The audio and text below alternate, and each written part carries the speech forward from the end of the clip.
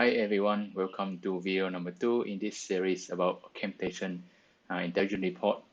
If you are new to my channel, my name is Peter Tran, and I will cover a bunch of different applications where you can make use of them immediately to boost the productivity in your lab. Alright, so if you want to hear more about this topic, please hit the subscribe button and the bell to get notified whenever I put out a new video. Okay, so let's get started. In this video, we are going to talk about intelligent report to generate some kind of like detection limit reports. So let's first get into some kind of understanding of what is detection limit and how do we calculate that one. Okay, so there's basically two different approaches people will use to calculate signal detection limit. So I will cover the second one in our video, but in this video, I'm going to talk about signal to noise approach. All right. So the signal to noise approach is basically the most simple one to use. And basically what you need to do is, if you have like a chromogram look like this, what you need to do is to estimate the noise from, like in this case, from somewhere from here to here. Then you get the peak height from somewhere from here all the way to here. Then you take the signal, divide by the noise here, then you get the signal to noise ratio. So that is a signal to noise approach. So the formula that we're going to use is LOD is equal to threshold times the concentration and divided by the signal to noise.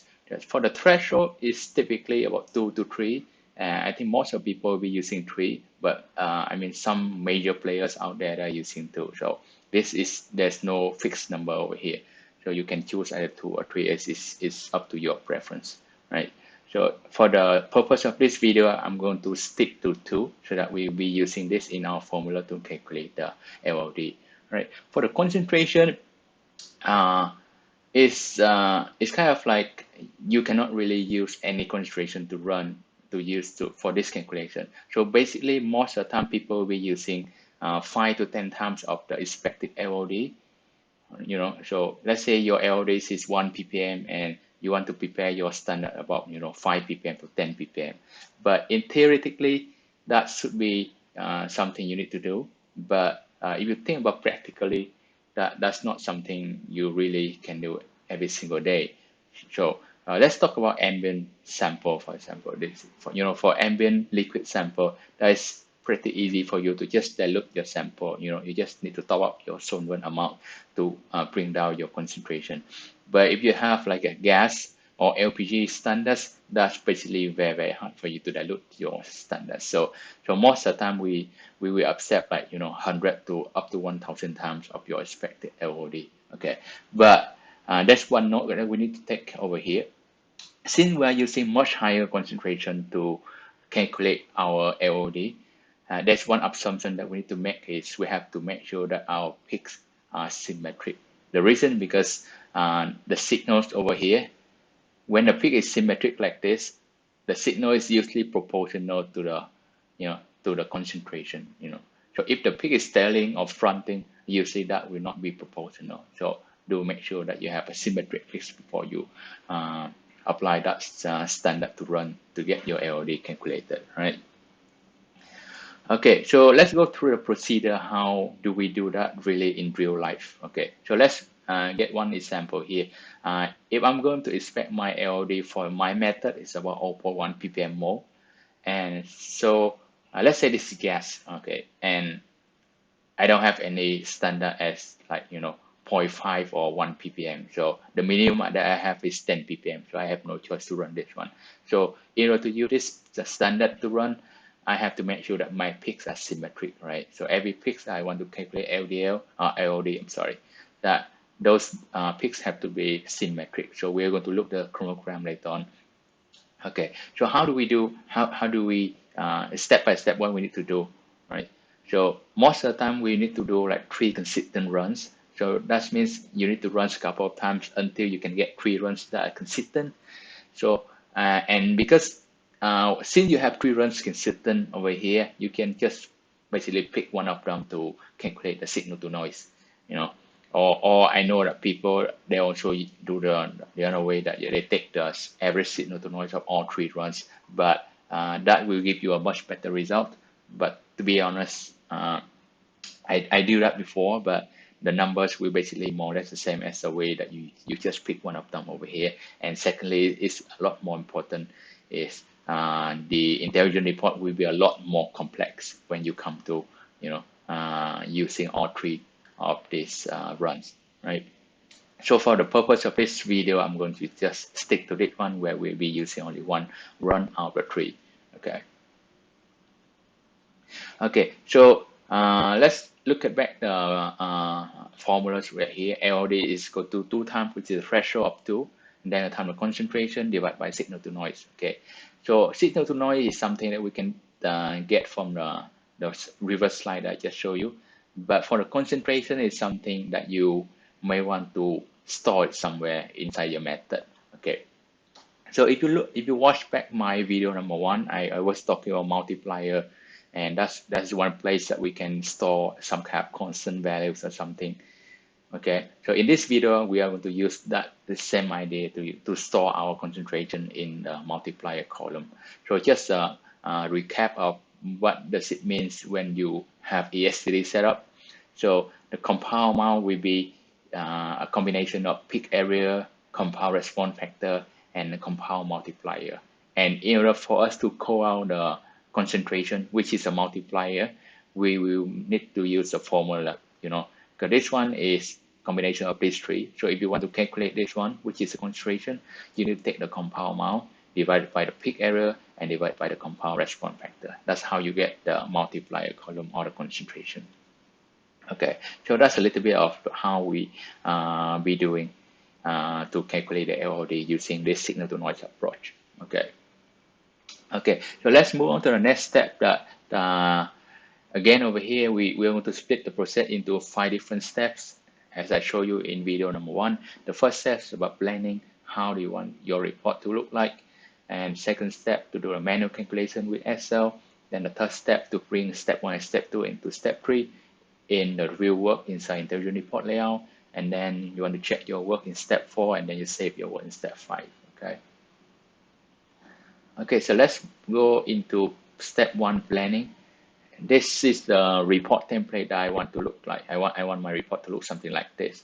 So on the header here, I have report title. They have my company logo here. They have a couple of things to show which data I'm going to use for my calculation. So I have data file, sample name, injection date, operator, acquisition method, DA method, and LIMS ID. Okay, they have chromogram of that sample right here. Okay, down here, I will have a compound name. I have retention time to show every peak. Then I have the threshold. I need to know what threshold I'm going to use, whether it's 2 or 3 or something like that. So I want to show them up here. So it's will be clear for my readers. All right. So I have the concentration that I run for my detection limit calculation. So then I have the signal to noise column over here. Then I have finally the LOD, limit of detection over here. And at the footer, I just need to have a page number. Okay. So this is how I want my report to look like. Okay. So let's go back to this one. So that is the first step. Okay, so let's move on to the second step to do the manual calculation. So let me jump right into Excel. Here you go. So, okay. So these are the compounds that we are going to use in this video. And let's go through the first column, retention time. This is something the software will show up for you automatically. They will just pick from chromogram and show them up for you. There's nothing we need to do. So threshold, as I say, just now we're going to use 2 for every compounds. Okay. So I'm going to enter 2 for everything. Concentration, most of the time you will prepare your own standard to run, or you have different concentration somewhere. So we need to, as I said earlier, we need to store this value into the multiplier column. Okay. So for the purpose of calculation over here, let me copy the concentration that I have. This is the standard that I ran before, and these are the concentration of that standard. Okay, so I'm going to copy this into concentration over here. And for the chromogram that we are going to use, for this chromogram will give me this kind of signal to noise ratio. Okay, so I'm going to copy this into this one. And for now, the LOD is basically very simple, that you just need to take the threshold, times the concentration, and divide by the signal to noise ratio from here. That's how you get. Okay. Okay, and I want to show this one, let's say to 3 decimal places like this. So later I set in my layout to show also 3 decimal places like this. Okay, so let's go back to preview this one for a while. Okay, the threshold you see is a constant of 2. So basically we just need to enter 2 in our intelligent report later on. And for the concentration, we'll be saving this into the multiplier column. So let me put the note here, multiplier column. Okay. And then for signal to noise, this is something a little bit tricky over here. So the software will give you the signal to noise provided you do one thing for it to recognize. So if I break signal to noise into 2 different items over here, signal and noise. So signal is basically a peak height, and noise is basically a noise. No difference. Okay. So peak height is basically the software we just take from the chromogram and display it as peak height for you. But for the noise, the software we have no idea. Provided you do one thing for the software, you have to tell the software that which range that you want the software to calculate the noise for you. Okay. So you have to let the software know that you have to enter the range into somewhere inside the method. I'm going to show you later on exactly what to do when it comes to range over here. Okay, so these are the couple of things that we need to do. Okay, this one we save in the multiplier, then we have the range, we have to enter somewhere. So that's how we perform the calculation. So let's jump right into step number 3, there where we'll be working with intelligent report layout, and we apply whatever we have done in step 1 and step 2 over here with this calculation and put them into real work. Okay, so let's go into this. Okay, so well, before we jump into report layout, so let me show you this one. So why I said just now was we need to do 3 runs and make sure they're consistent enough. So let me show you that. So these are the 3 runs I'm going to use. This on 10 ppm over here. Let me overlay them. Okay, let me close this one so that will be easier for you to see. Okay, so that's much bigger. So what you need to do in the first step is you need to zoom in into every single pix and look at their chromogram appearance and see whether they are consistent enough for you to go ahead with that one. And if you look at this one, I'm getting 3 runs and more or less quite consistent to me. So or actually if you prefer this, so you can just pick one of these two to perform the calculation. Okay, so this one looks good. Then you just zoom out again, and then you zoom into all of this. And once you're happy with the consistency of every runs, what you need to do is you just pick one. So in this case, let me pick runs. I think I picked the red one, which is the middle one. So that's we will run 17, right? So I'm going to use run 17 to calculate my detection limit. Again, I say you can also pick on 3 runs and do the average, but that will take a lot more time and work in the intelligent report. So for the purpose of this video, we just pick one of them, and that will be run number 17 as shown up on top here. Okay, so let's jump right into that. Okay, so the first step we need to do right here is we go back to this one. We need to store this number into the multiplier column. So let's do that right now. Let me zoom out. Then let me show the calibration table one more time. Okay, there's no multiplier column over here, and I need to make it show up. So I will go to calibration, then calibration table options, then edit options here. Then I put my cursor here, then I'm going to select multiplier and move it over. Okay, hit OK. There you go. You have multiplier columns right now. And what you need to do, you just need to key in this number into that multiplier column. So that would be 9.96 for the first one. Let me do that, 9.96. And then you go back to this, you get 10.04, 10.04, and then you have 9.97, and then you have 9.92, go 9.92, and then you have 10.1, 10.1, and then you have 10.06, 10.06, and the last one is 9.94. Okay, 9.94. There you go. So you need to save your method in order to for this news number to have its effect. Right? So I'm going to save the method, and also let me do it like this. So as I say, I'm going to use run number 17, and I don't know which one 17. I think is, yeah, 17, which is number 8. So that should be this one. Okay. So this is the one that I'm going to use as run 17. And before I send it over, I need to print the report so that this number will get into the report down here. Okay. Then I will send this one to report layout. Okay. And then, so I'm going to start from video number 1 template that we did in the last video. So what I do, I will save this one as video number 2. Okay, that will be video number 2. Okay, so let's go back to the template that we have. That's right here. Okay, report title and company logo on top. There you go. This report title right now is say unit conversion report. I'm going to change this one to LOD, and I want to put signal to noise approach so that people will know. So approach report, something like this. Okay, then the logos, I will just keep Asian logo over here. Then sorry, so down here you have data file, thing like this. Then I will have all of them over here. Then I have a chromogram right there. There you go. Then okay, down here you have name, retention time, threshold, thing like that. So let's go into this. So here I have 2 different tables. So I'm going to delete all of them just to make sure. Then we make a new one. And over here, when you delete this one, we say something, because in the last video, I was saving some kind of variables from here that I use them over here. So that's why you ask me whether I really want to delete this item. Yes.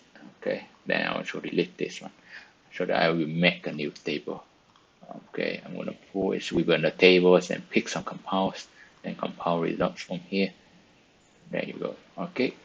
So let's go right into it. Then, so how many columns do I need? Sorry.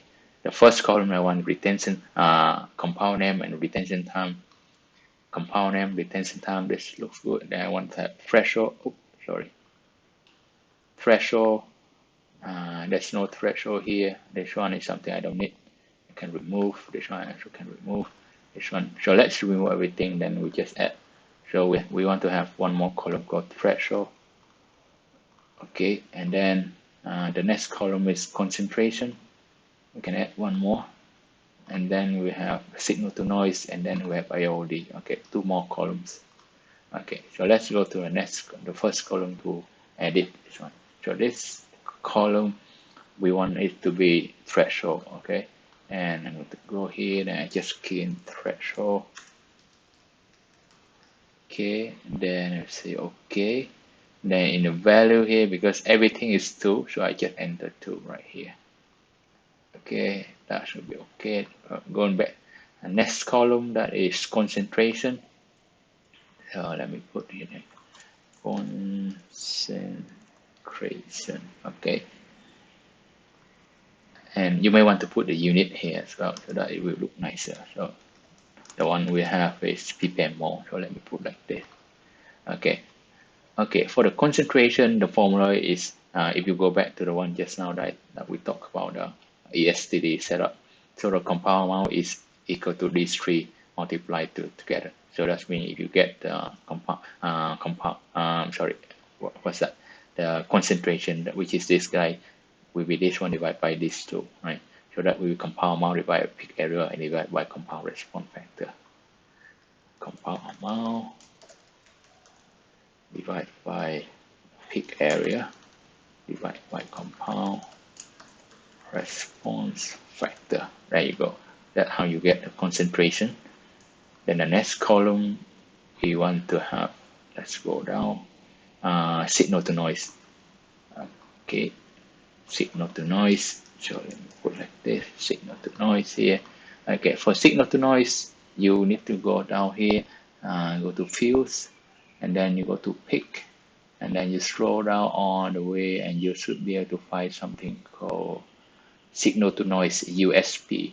So why I choose this one is because if you read the description from here, it say this one is basically means 2h divided by hn. So h is basically the peak height, and hn is a noise, the largest and the smallest noise.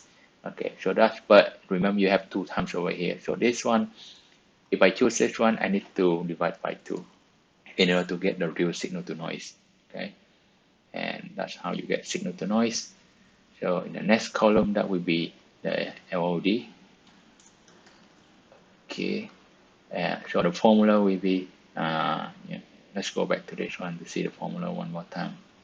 Okay, so 2 times of the concentration divided by signal to noise. Okay, so P2 concentration will be compound amount divided by peak area divided by compound response factor. So that is concentration, and then you have divided by the signal to noise ratio.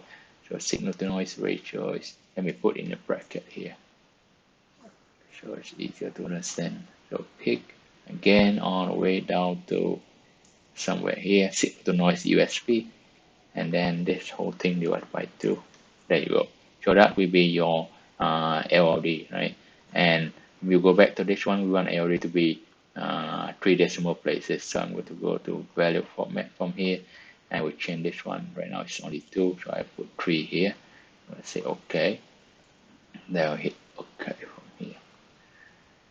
Okay, so that is how our table will look like. So I just rearrange some of this like this, and threshold a little bit down here, signal to noise, concentration.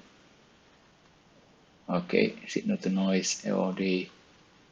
Let me, sorry, I'll move this one a little bit further. Okay, then I move this one up. All right, so let's go to preview and see how it looks.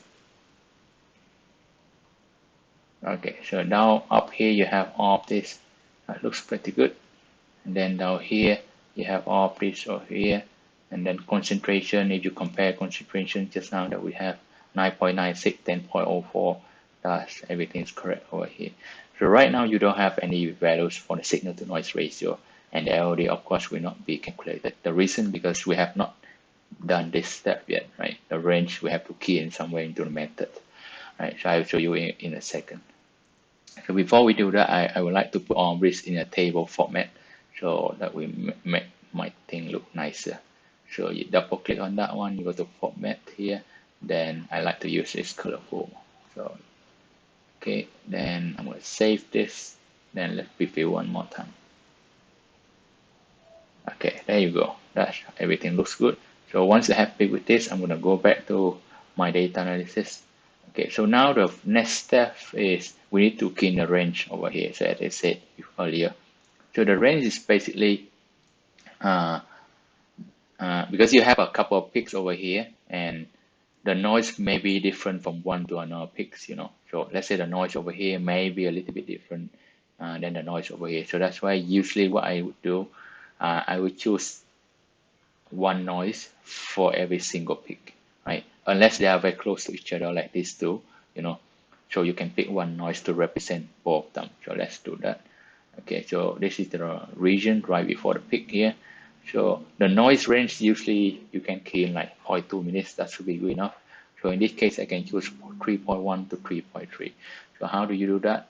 You go to report on top here, then you go to system suitability and edit noise ranges. Okay. Enter, here you go. You can key in the range for that one. So in this case, we want to have 3.1, and we will stop at 3.3. That is the first range. Okay. So we have the first range for these two compounds, and let's move on to the next range for this.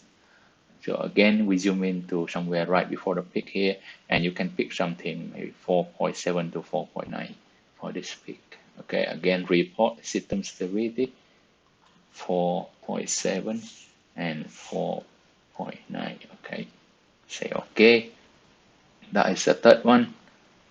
Zoom out again. So here you have two peaks that are very close to each other again, and I'm going to pick only one range to represent both of them. So in this case, I can go from 7 to 7.2. Report edit noise range is 7 to 7.2. Okay, I say okay. Okay, that is so I have another two. And for these two, either you can pick one over here and one over here for this one, or you can pick somewhere in the middle to represent both. That's up to you. Okay, so I'm gonna pick one by one. Okay, so in this case, I can go from probably 8.9 to 9.1 for this pick.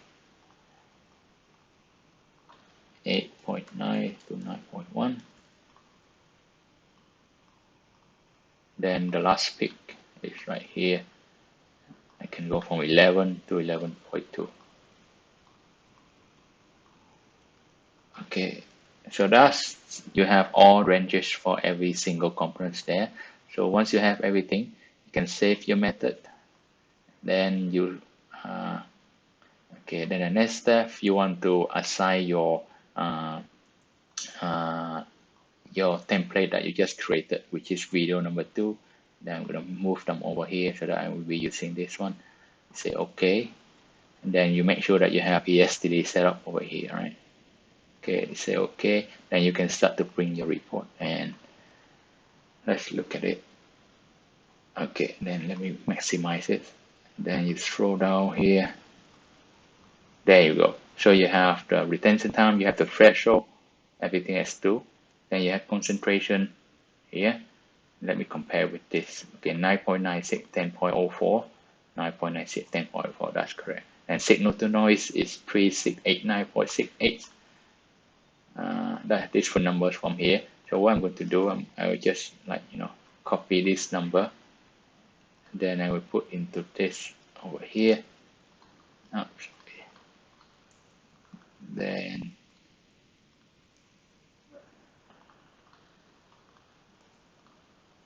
like this. This one. Oh, sorry. 16. Okay. Then you have 1180 down here. And then you have 1688 down here. There you go. And then you have the LD calculated. Then you can compare this LD and the one that you have inside your template right now. So 0.05 and 0.06. There you go. Then you have 0.09, 0.012, 0.09, 0.012. Then you have 0.013, 0.017, and 0.012. There you go, 13, 17, and 12, right? So that's basically how you perform the calculation of LOD using intelligent report template. And since you have created this template, you can just pick up another data. So let's say template over there, you basically, so next time if you want to run one more, you just load the data out, and then as long as the range, everything is still correct, you can just simply bring a report for new data. That will be much faster. Otherwise you have to do one by one for every run. So this is your report right here. Okay, so that's all I have for this video. And if you have any questions, please let me know in the comment below, and otherwise I will see you in the next video. Thank you for watching. Bye bye.